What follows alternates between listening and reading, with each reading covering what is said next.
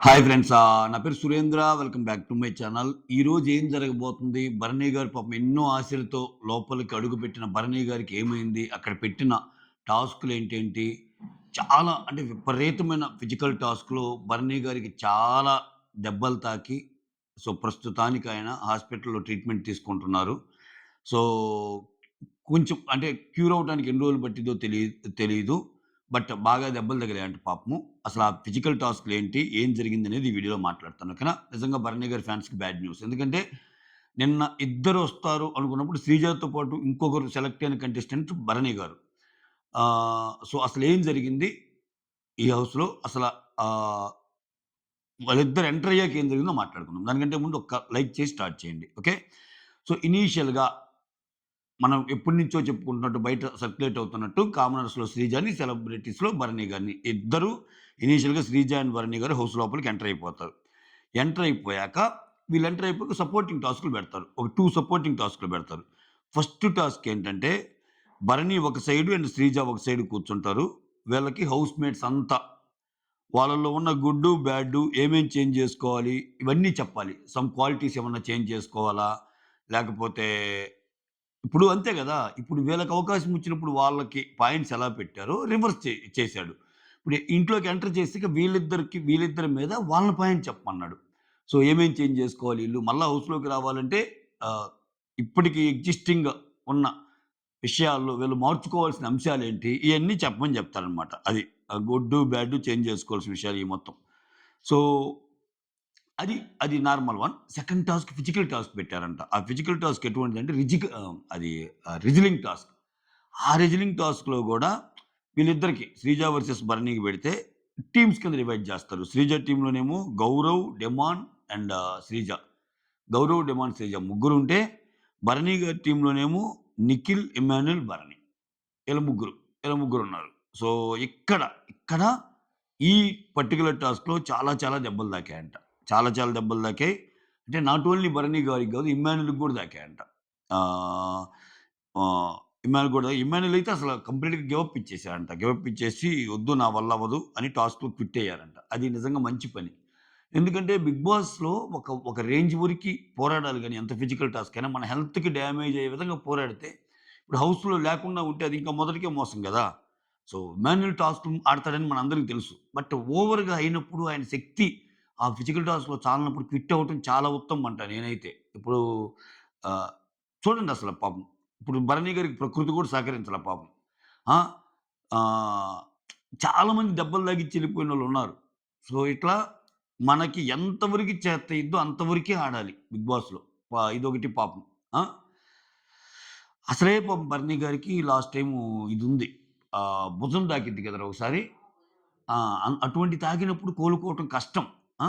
అంటే లేట్ అయ్యిద్ది హీల్ అవ్వటానికి. అయినా గాని మళ్ళా ఆయన విషయంలో ఫిజికల్ టాస్క్ పెట్టకపోతే నార్మల్ టాస్క్ కూడా పెట్టొచ్చు కదా! బిగ్ బాస్ వోళ్ళైనా. ఏందో స్వామి. హ్మ్. ఇమ్మాన్యుయల్‌గా గివ్ అప్ ఇచ్చేసి ఇంకా ఓకే. టాస్క్‌లో క్విట్ అవుతాడు. ఇక్కడ ఇమ్మాన్యుయల్ ప్లేస్‌లో రీప్లేస్‌మెంట్ ఎవరున్నప్పుడు రాము వస్తా అంట. ఎవరు భరణి టీమ్‌లో ఆడటానికి. ఎట్లైనా ఇప్పుడు రాము వేరు, ఇమ్మాన్యుయల్ వేరు గదా! ఇమ్మాన్యుయల్ గేమ్ ప్లే రాముకుండదు ఫిజికల్ టాస్క్‌లో. అటుపక్కొచ్చేసరికి ఎవరు ఉన్నారు? గౌరవ్ ఉన్నాడు. ఆ! Demon and Sreeja. ముగ్గురు బాగా ఆడేవాళ్ళే గదా! ఆ! ఇక్కడ నెక్స్ట్ లెవెల్ ఫిజికల్ అయ్యిద్దంట. రాము, చాన్య గాని అప్పుడు స్విమ్మింగ్ పూల్‌లో పడిపోతారంట. ఇది ఇమ్మాన్యుయల్ తప్పుకున్నాక ఈళ్ళొచ్చి ఆడే కూడా నెక్స్ట్ లెవెల్ ఫిజికల్ అయ్యిద్దంట. ఆ తర్వాత స్విమ్మింగ్ పూల్‌లో పడిపోతారంట. అక్కడ కొంచెం సివియర్‌గానే ఇంజ్యూరీ అవ్వడం వల్ల టాస్క్ ఆపేసి భరణి గారిని హాస్పిటల్‌కి తీసుకెళ్లారంట. ప్రస్తుతానికి భరణి గారు హాస్పిటలైజ్ అయ్యున్నారు. కొంచెం హౌస్‌లో ఇప్పుడు వీళ్ళిద్దరిలో రీ ఎంట్రీ ఇచ్చినా గాని, హౌస్‌లో రీ ఎంట్రీ ఇచ్చినోళ్ళు శ్రీజ గారు ఒక్కరే re entry. Bharani garu కోలుకుంటున్నారు. Right now హౌస్‌లో ఉందెవరు అంటే శ్రీజ గారు ఒక్కరే. ఓకే. భరణి గారికి నిన్న జరిగిన టాస్క్‌లో దెబ్బలు ఏదైతే ఉన్నాయో వాటికి వల్ల కొంచెం టైం పట్టిద్దని చెప్పారంట. అంటే ఎందుకంటే కొంచెం ఫిజికల్‌గా కొంచెం గట్టిగానే దెబ్బలు తగిలాయంట. ఫర్దర్ వీక్స్ టాస్క్స్ పెర్ఫార్మ్ చేస్తారో చేయలేరో కష్టం. అంత ఉన్నాయంట. Okay. Mostly Bharani garu enter అయితే అవ్వచ్చు. లేకపోతే కాకపోవచ్చు అనేది ఇది. ఇంకా శ్రీజ రావడంతోనే ఆ! పెద్ద, పెద్ద ఫైట్ నెక్స్ట్ లెవెల్ ఫైట్. అంతేగా ఇప్పుడు నిన్న గాని మీరు లైవ్ చూస్తే మాధురి గారికి, శ్రీజ గారికి ఫైట్ అంట. ఎంత మాధురి గారికి శ్రీజ విషయంలో ఎంత కోపమో, ఎంత డిస్టర్బ్ చేసిందంటే మాధురి గారి మైండ్‌ని శ్రీజ గౌరవ్‌ని రాము నామినేట్ చేస్తారు గదా! ఈ సిట్యుయేషన్ చెప్తాను. అంటే మీకు అర్థమైద్ది. ఎంత కోపంగా ఉన్నారు అని. ఈ మాధురి గారిని గౌరవ్‌ని నామినేట్ చేస్తారు గదా! రాము. ఇక్కడ గౌరవ్‌తో అంటది మాధురి గారు. "అరేయ్! నామినేషనే నార్మలే. ఇప్పుడు ఇమ్మాన్యుల్, తనూజ ఉన్నారు. వాళ్ళెంత ఫ్రెండ్సు. అయినా ఒకరినొకరు నామినేట్ జేసుకున్నారు. మళ్ళా మాట్లాడుకుంటారు గదా!" అంటే అక్కడ తనూజ గూడా ఉంటది. మాటలు చెప్పడం ఈజీ. ఒక మాట అంటది. ఏందంటే, "అంతెందుకు ఇప్పుడు నువ్వు శ్రీజ గానుంటే, శ్రీజనేమన్నా హగ్ జేసుకుంటావా వెళ్లి నామినేషన్ ఇది ఇదని." "No never. నేనస్సలు చెప్పను సారీ" అన్నట్టు అంటది. మరి అందరికి ఇంతే గదా! అన్నట్టు. అప్పుడు సంజన విషయం వస్తది. సంజననేమన్నా హగ్ జేసుకుంటావా? అంటే ఆమెతో గొడవలైన ఇద్దరు పర్సన్స్ ఇచ్చినప్పుడు, సంజన గారినైతే నేను హగ్ జేసుకుంటాను. సంజన గారిని నేను హగ్ జేసుకుంటాను. నేను చెప్పుకోగలను. ఇక్కడ చూసారా అదే డిఫరెన్స్. అంటే సంజన గారి గురించి చాలా బ్యాడ్‌గా మాట్లాడతారు గదా! బయట. అంటే ఎంత గొడవలున్నా అంటే ఎదుటోళ్ళ మాటలను బట్టి కూడా మనం అంటే ఏంటో తెలిసిద్ది. ఎంత గొడవలున్నా సంజన గారితో నేను కలవగలను, సంజన గారిని కన్విన్స్ చేయగలను, సంజన గారిని హగ్ చేసుకోగలను, సంజనకి సారీ చెప్పగలను అన్నదంటే ఒక గొడవని అయిపోయాక ఆమె ఎదుటోళ్ళకిచ్చే స్పేస్ అట్టుంటది. అంతేగాని ఇంక విపరీతంగా ఒకే మూడ్‌లో ఉండదు సంజన గారు. ఆ మెచ్యూరిటీ లెవెల్స్ ఉంటాయి. "హే! అయిపోయిందేదో అయిపోయింది లేరా, పోనీలేరా" అన్నట్టే అంటది. ఇక్కడ తననే మాట. సంజన గారినైతే నేను అంటా గానీ, శ్రీజ విషయంలో నో వే. ఆ అమ్మాయి అంత మాటలు జారింది. అస్సల నా వల్ల అస్సలు గాదు ఆ అమ్మాయిని హగ్ జేసుకొని నామినేషన్ గేమ్ అంటే అన్నట్టు మాట్లాడింది. మోర్ ఓవర్ ఈరోజు ఈళ్ళకి పెడతాను టాస్క్ ఏంది? ఇప్పుడు వీళ్ళు రాంగానే వాళ్ళలో నుంచి ఒకరిని బయటికి పంపియడానికి క్వాలిటీ ఏందో, వీళ్ళ నుంచి ఒకరిని లోపలికి రప్పియడానికి క్వాలిటీ చెప్పమంటున్నారు. గుడ్డు, బ్యాడ్ ఏం చేంజ్ చేసుకోవాలని. అది అవకాశమేగా. అవకాశమైనప్పుడు చెడు గూడా ఆడుకుంటారు. సో, నిన్న శ్రీజ ఏదైతే ఎవరి మీదైతే ఆహ్, ఒకరిని గాదు 10 మందిని ఆడిందని మనం అన్నామో, అట్లానే ఈరోజు ఆ అమ్మాయి గురించి చెప్పే ఛాన్స్ వచ్చినట్టే. ఆ అమ్మాయి గురించి వచ్చే ఛాన్స్ వచ్చినప్పుడు మిగిలినోళ్ళు కొంచెం నార్మల్‌గా టచ్ మీ నాట్ అన్నట్టు పాయింట్ చెప్పినా, ఈమె గట్టిగా చెప్పే పాయింట్స్ ఉండొచ్చు. ఎందుకంటే అంతే గదా! ఇప్పుడు తెలుగులో సామెతేంది? "నా పుట్టలో వేలు పెడితే నేను కుట్టనా" అని చేయమంటది. అసలు మాధురి గారు ఆమె పుట్టలో పెట్టకపోయినా గాని కొడతారామె. అంత స్ట్రాంగ్‌గా ఉంటది ఆమె ఆర్గ్యుమెంట్. ఎదుటోళ్ళు హర్ట్ అయ్యే విధంగా ఉంటది. స్ట్రాంగ్ అనే పదం గాదు గానీ అంత హర్టింగ్‌గా ఉంటాయి. అటువంటిది ఆమె పుట్టలో వేలు పెట్టి, ఆమెని కుట్టేసి, గడగడ కుట్టేసి, ఆమె ఏడుపుకు కారణమయ్యి, అంత జేసినప్పుడు ఆమెందుకు వదిలేస్తది? ఆమె పాయింట్లు పెడతదిగా. సో, ఆ లెవెల్‌గానే 'శ్రీజ వర్సెస్ మాధురి' చాలా పెద్ద ఆర్గ్యుమెంట్ అంట. వచ్చి రాంగానే మళ్ళా ఏమైందో ఏమో మొత్తానికి ఒక మంట అయితే ఛమ్మున రైజ్ అయింది. మొత్తానికి 'బిగ్ బాస్' ఫ్లేవర్ అనేది శ్రీజ తెచ్చేసింది. ఆ గొడవల ఫ్లేవర్ అనేది. ఇది ఈరోజు జరిగిన విషయాలతో పాటు ఇంకా ఈ టాస్క్‌లో భాగంగా నేను ఏమి ఏమి మార్చుకోవాలనే భాగంగా మంచి, చెడు చెప్పే భాగంగా అయిందా? లేపోతే అది అయిపోయాక మళ్ళా వచ్చాక ఇంకేదన్నా విషయాల్లో మళ్ళా నోరు జారిందా శ్రీజ? లేపోతే మాధురి గారు నోరు జారారా? ఎవరెవరు ఇద్దరు నోరు జారే మెంటాలిటీయే. ఇప్పుడు చూడు రాంగానే అనింది కదా! నీ గురించి బయట కూడా పెద్దగా తెలీదంటున్నారే అడిగాను అని. అది కొంచెం అది అది మనకి వినటానికే ఏంటా? ఏంది ఇలా చేసింది శ్రీజ అనిపిస్తుంది. ఇంక ఆమెకు కోపం రాకుండా ఉంటదా?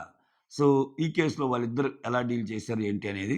ఇంకో ఇంట్రెస్టింగ్ ఫ్యాక్టర్ ఏంటంటే భరణి గారు పాపం. భరణి గారు త్వరగా కోలుకొని హౌస్‌లోకి అడుగు పెట్టాలని ఆశిద్దాం. సో, ఎందుకంటే ఈ సీజన్‌కి ప్రకృతి కూడా సహకరించడంలో పాపం రాంగానే ఎళ్ళిపోతానే ఉన్నారు. ఆయేషా కొంచెం గట్టిగా మాట్లాడగలదు వోకల్‌గా అనుకుంటే, ఆ అమ్మాయికి ఏదో ప్రాబ్లమ్ అయిపోయి ఎళ్ళిపోయింది. సరే ఇతను ఇతను ఇతని నామినేషన్ అయితే అంత స్ట్రాంగ్‌గా లేదు. నేను చూసాను భరణి గారిది. సో, అసలు యాక్చువల్‌గా దాని గురించి ఒక వీడియో చేద్దాం అనుకుని ఎలాగో ఈరోజు ఎపిసోడ్‌లో వస్తదిగా. సో, సింపుల్‌గా ఇక్కడ చెప్పేస్తా. భరణి గారి నామినేషన్ సంజనని ఏం చేస్తారంటే, సేమ్ ఓల్డ్ పాయింట్సే తెస్తాడు. సేమ్ ఓల్డ్ పాయింట్స్ ఏంటంటే, ఇప్పుడు నిన్ను నామినేట్ చేయటానికి ఇక్కడ నామినేషన్ చేయటం అంటే ఎదుటోళ్ళలో పాయింట్ చెప్పాలి. ఇక్కడ భరణి గారు నా తప్పేం లేదు. ఇప్పుడు నిన్ను నామినేట్ చేసేటప్పుడు బయటికి పంపేటప్పుడు అందరూ డీమాన్ గాని, లేకపోతే రాము గాని, లేకపోతే హరీష్ గారు గాని అందరూ నీ పేరు చెప్తే నేను మాత్రం సెకండ్ ఆప్షన్ ఉందా అని అడిగాను. అప్పుడు కళ్యాణ్ గూడాతో వచ్చేసి నేను గూడా అడిగాను సెకండ్ ఆప్షన్ అంటే, డీమాన్ సాక్ష్యం చెప్పమంటే ఇద్దరు అడిగారు. కాకపోతే ఫస్ట్ భరణి గారు అడిగారు అన్నట్టు చెప్తారు. అయినా అంటే ఇక్కడ ఒక్కొక్క పాయింట్ అంటే అప్పుడు గూడా నేను నిన్ను నా ఫస్ట్ టార్గెట్ నువ్వు గాదు. అలానే గేమ్‌లో గూడా నీ కోసం ఆ! అదే ఫ్యామిలీ టాస్క్ ఉంటది కదా! బ్యాటరీ టాస్కు. ఆయన, సుమన్ శెట్టి మిగిలినప్పుడు వాళ్ళ కోసం ఆయన బాక్స్ ఇచ్చేస్తారు గదా! అది చేశాను.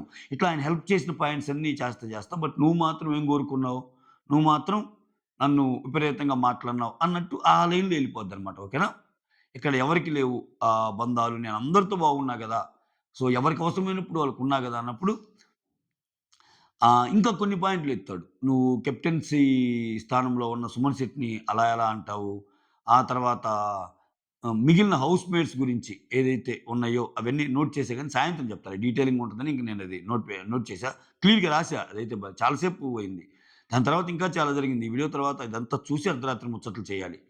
సో, అవన్నీ చెప్పాక ఆమె, "అన్నా నువ్వు బంధాల వల్ల వెళ్ళావన్నా" అంటే, "బంధాల వల్ల ఏం గాదని" ఇతనంటాడు. సో, సేమ్ ఓల్డ్ పాయింట్సే కంటిన్యూ చేశారు. పెద్దగా కొత్తగా ఏమి అనిపియలా. అయితే ఇక్కడ ట్విస్ట్ ఏందంటే, భరణి గారు నుంచి దివ్య ఎక్స్‌పెక్ట్ చేస్తది. నాకు ఛాన్స్ ఇవ్వని. బట్ దివ్యకి ఇవ్వకుండా నిఖిల్‌కి ఇస్తాడు ఛాన్స్. అయితే నిఖిల్‌కి ఇవ్వటానికి ఛాన్స్ కూడా ఏందంటే, డైరెక్ట్‌గా ఇవ్వడు. బిగ్ బాస్ ఏమంటా అంటే, ఆల్రెడీ ఎవరికైతే ఇంతవరకు సెకండ్ ఛాన్స్ వచ్చిందో ఇప్పుడు భరణి ఆరో పర్సన్ అనుకో, భరణి కంటే ముందు ఒక ఐదుగురు వస్తారుగా, వాళ్ళందరికి ఛాన్స్ వస్తదిగా.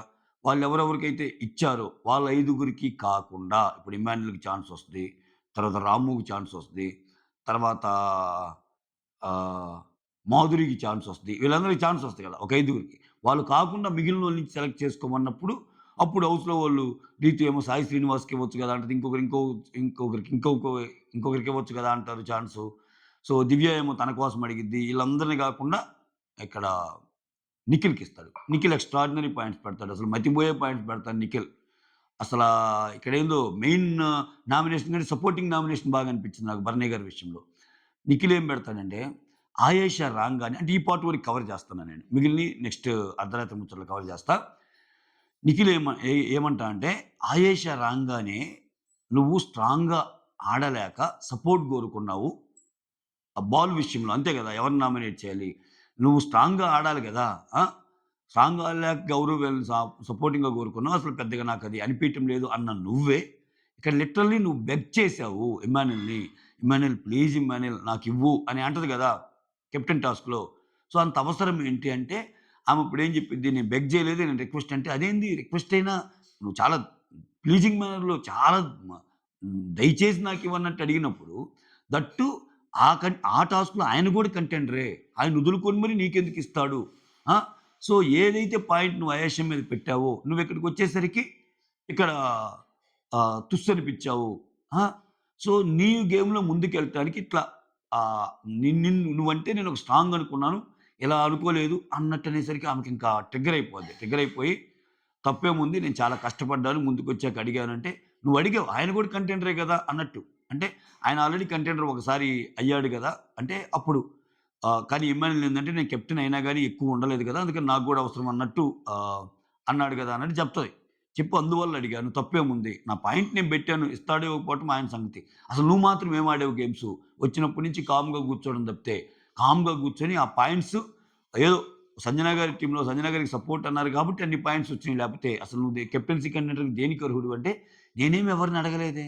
వాళ్ళే నాకిచ్చారు. రాము నిన్నడిగానా? లేకపోతే ఇంకొకరిని నిన్నడిగానా అన్నట్టు అంటాడు. వాళ్ళకిచ్చామని చెప్తారు. ఇక్కడ ఈ పాయింట్‌లో కొంచెం మాట పెరిగిద్దనమాట. చాలా డిస్టర్బ్ అయ్యిద్ది. నిఖిల్ నామినేషన్ వల్ల ఇంకా ఆహ్, చివరికేందంటే బాగా ఏడ్చేస్తా. అసలు నేను ఆడుతున్నానా? ఆడటం లేదా? అసలు నేనేంటి? నేనేమన్నా అన్ని తప్పులు చేస్తున్నానా? ప్రతి వాళ్ళొచ్చి నేను ఆట ఆడటం లేదంటున్నారు. నేను ఆడిన ఆటలేమో వేరే సపోర్టింగ్ వల్ల అంటున్నారు. అసలు ఇదంతా గందరగోళంగా ఉంది అన్నట్టు ఎళ్ళిపోద్ది. సో, ఇక్కడ నిఖిల్ అండ్ తింది గూడా కొంచెం డిఫరెంట్ పాయింట్స్ ఉన్నాయన్నమాట. అవి గూడా ఈరోజు ఎక్కువ కవర్ చేస్తా. ఈరోజు ఎపిసోడ్‌లో చేస్తారు కాబట్టి అది కవర్ చేసుకుందాం. ఎందుకంటే ఇంకా లైవ్‌లో లేని పాయింట్స్ కూడా కొన్ని పెడుతున్నాడు ఎపిసోడ్‌లో. సో, అవి ఇంట్రెస్టింగ్ మ్యాటర్స్ అయితే ఈరోజు జరగబోయే పాయింట్లు బన్నయ్య గారి నామినేషన్ వరకు మాత్రమే ఈ వీడియోలో కవర్ చేశా. మిగిలినయి అర్ధరాత్రి ముచ్చట్లు ఇంకా ఉన్నాయి. అవి చూసి సమ్ అప్ చేస్తా. ఓకేనా? That's all. Thank you so much. Signing off. Me Surendra.